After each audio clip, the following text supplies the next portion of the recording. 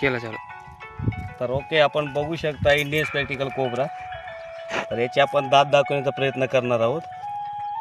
साप चावल्यानंतर हे जे वरचे दोन दात आहेत, ही आणि हे विषाचे दंत आहेत. ही मसल पाठीमागं सरकल्यानंतर माणसाच्या शरीरामध्ये तर हा जवळपास एक बाईटला 235 ते 250 मिलीग्राम विष सोडू शकतो. तर चला, सर्वांना बी माहिती असणं गरजेचं आहे. प्रत्येकजण म्हणतं की साप चावल्यानंतर पूर्ण जबडा, तर जो नॉन विषारी आहे, ज्याला विष नाही, त्याचा पूर्ण हा जबडा माणसाच्या शरीरावर उमटल्या जातो. आणि विषारी सापाचे फक्त 2 दंत म्हणजे 2 होलं या शरीरावर होतात. ते ही आहेत. ह्याच्या पाठीमागे इथं दात नाही आहेत, नॉर्मली आहेत पण ते शरीरावर उमटत नाहीत. आणि विषाचे दात म्हणजे हे 2.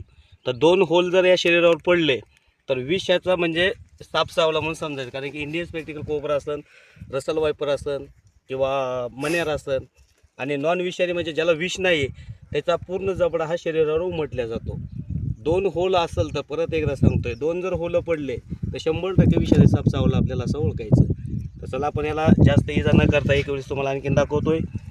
ही जी 2 दात आहेत हे पाहू शकतायत, हे वरचे, तर ही वरचे 2 दात आहेत हे विषाचे. हे पाहू शकताय काठीवर सोडलेलं विष आहे. तर सुरक्षित राहा, स्वतःची काळजी घ्या. जय हिंद, जय महाराष्ट्र.